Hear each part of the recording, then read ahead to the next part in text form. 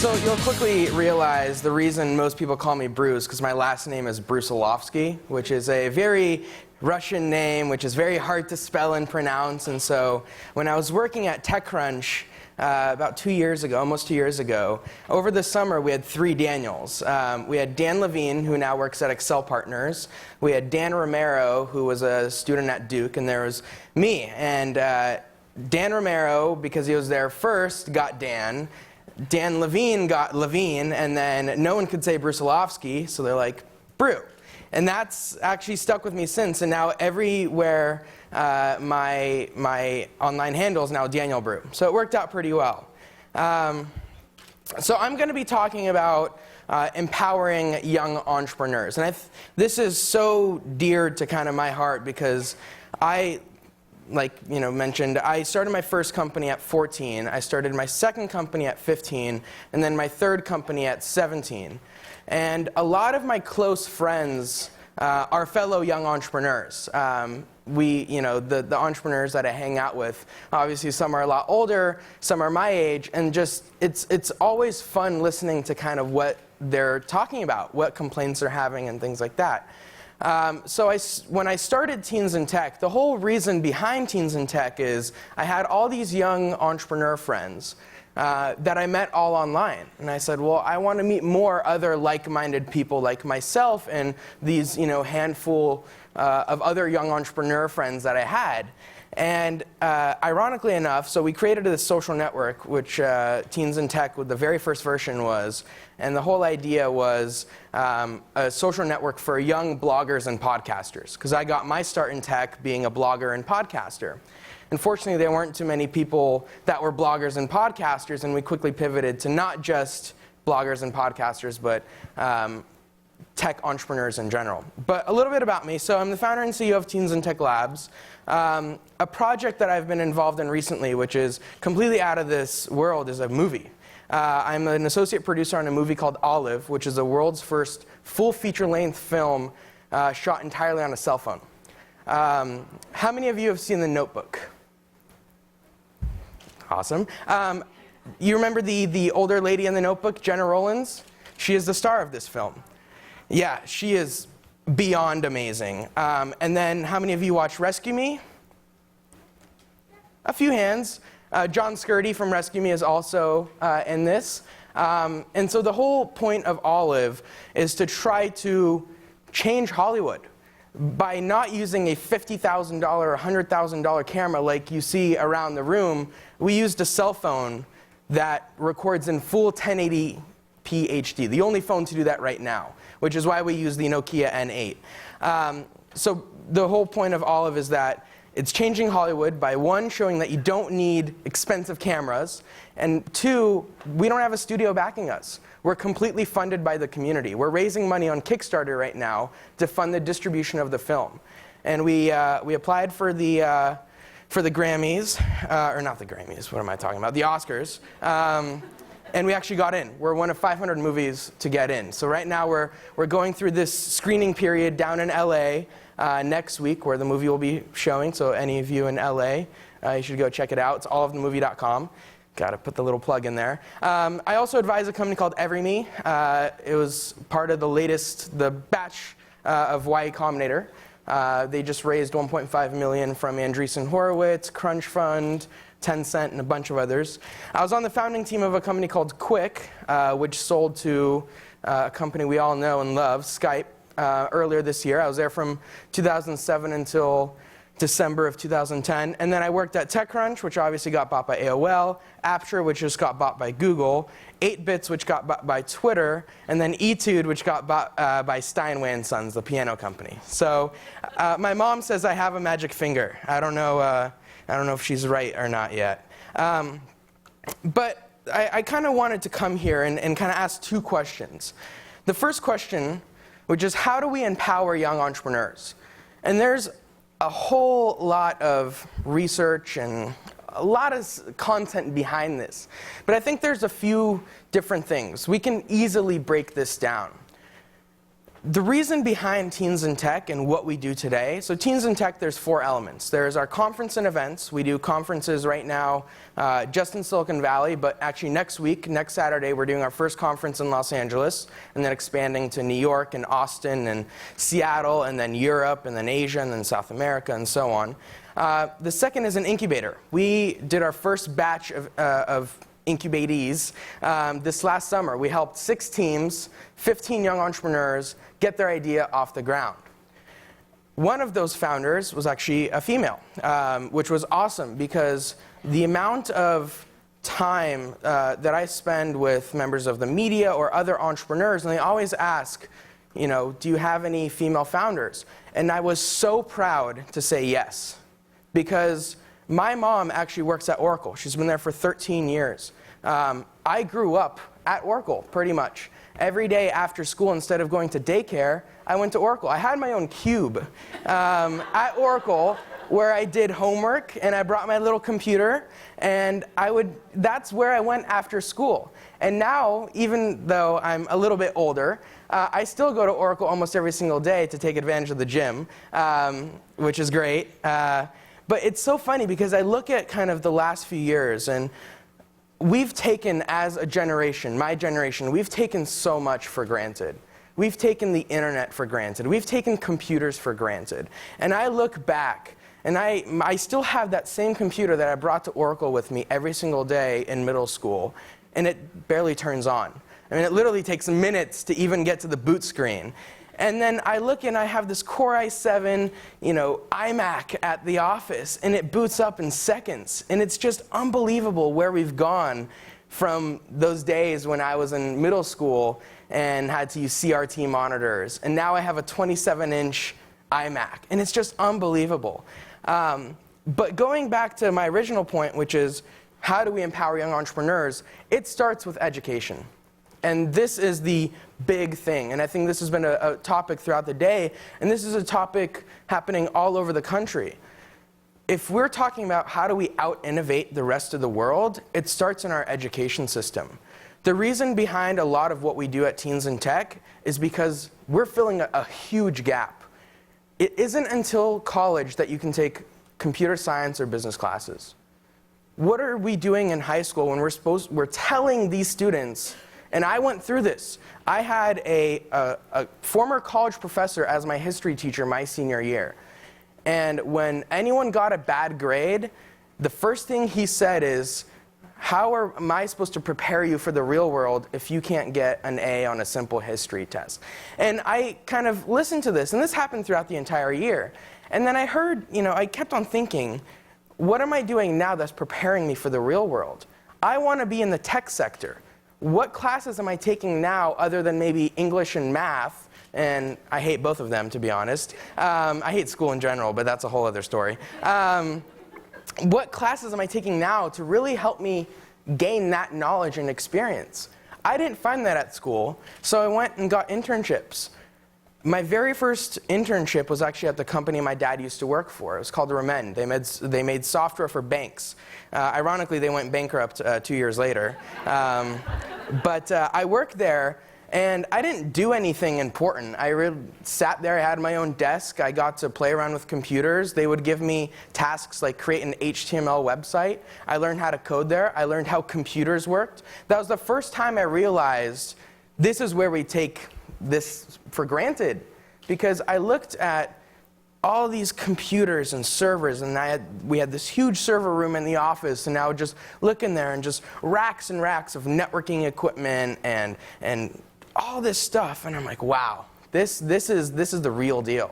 And I learned, I would set up all the new employees' machines. I learned how to do ghost imaging and all this fun stuff. And it was, I would go and tell some of my friends at school kind of what I was doing. They had no idea, but it was fun to brag about it.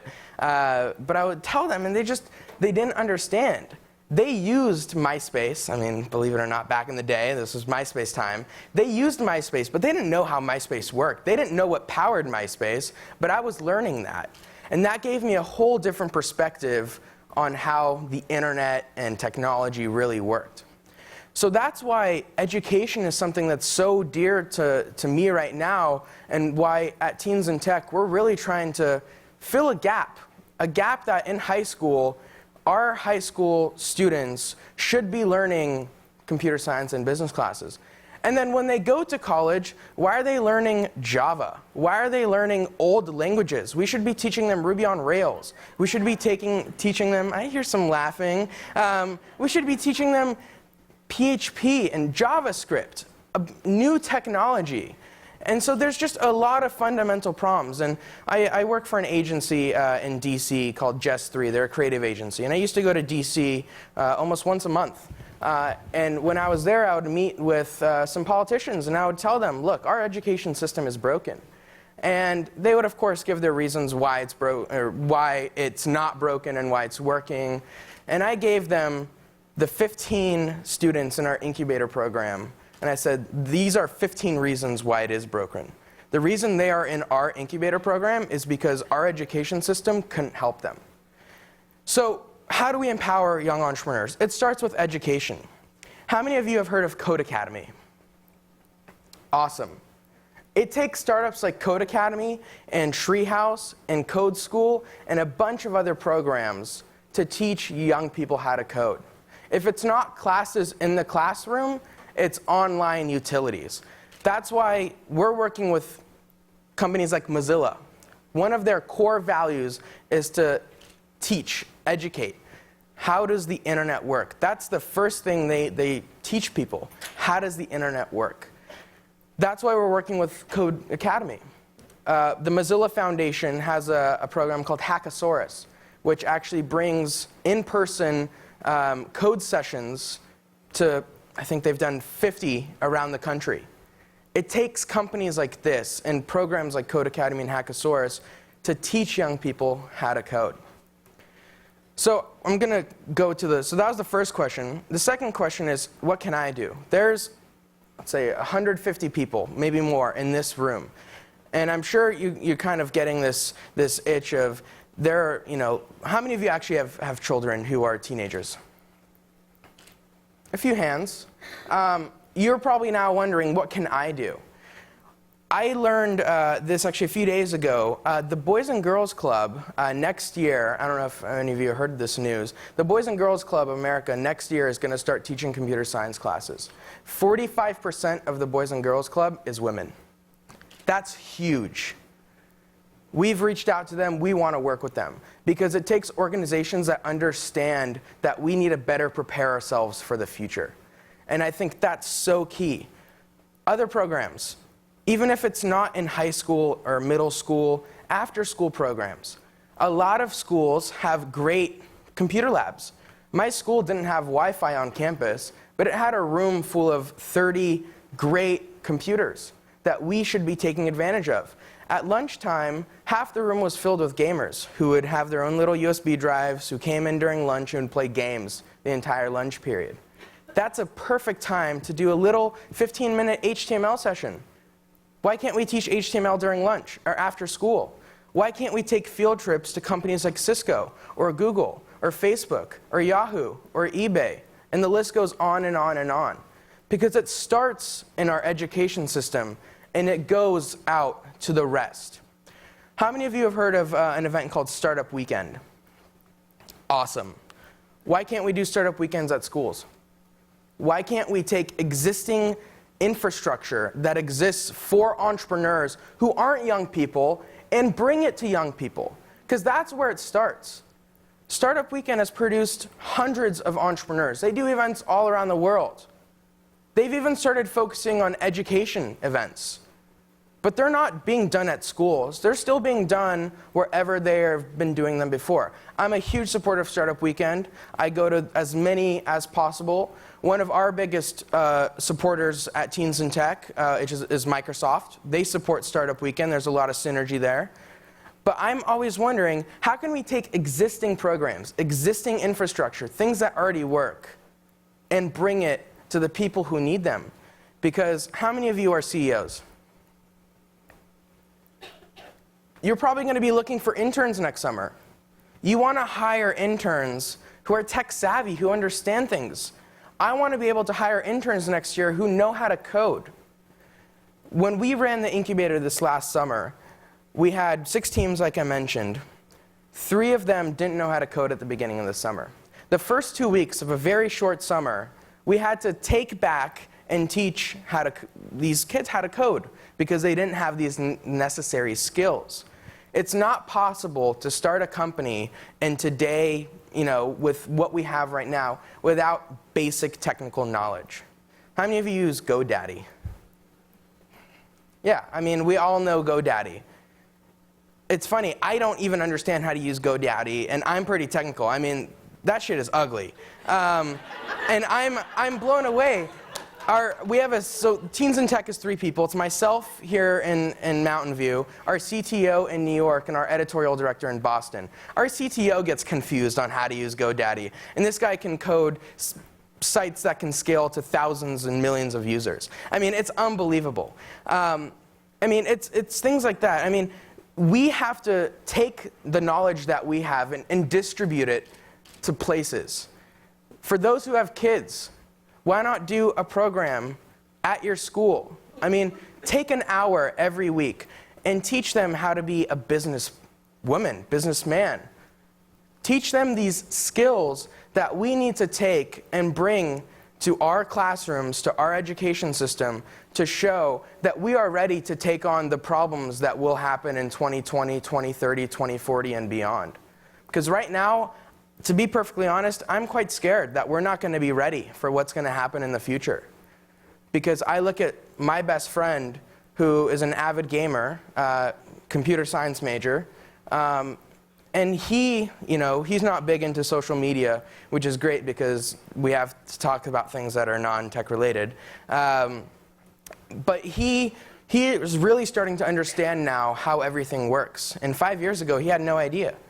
So he's going to be hopefully prepared if he learns the right languages that the companies today use and things like that. But it really starts from the top. It starts from us. It starts from the ones who know to teach the ones who don't and provide them the tools. Take the existing infrastructure that we have now, bring it to the ones who need it the most. A very close friend of mine is going to be running a program next summer in East Palo Alto to try to help as many kids in East Palo Alto start businesses. That's a great area to start.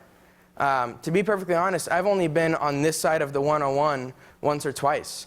And it's great that there's so many tech companies here, but let's bring this kind of to the mainland. Let's bring it to the people who need it the most. So in closing, I'm very honored to be here and to stand in front of you. I was very honored when I was asked to speak at the event because I've seen my mom kind of grow up in the tech industry, and I'm around her. I was very proud, and I'm still proud to say that during our incubator we had a female founder, and I want to have 10 out of the 15 companies that we hopefully support have females in them. So with that, thank you so much for the opportunity to speak to you. There's my contact information. I really look forward to hearing from you. Thank you.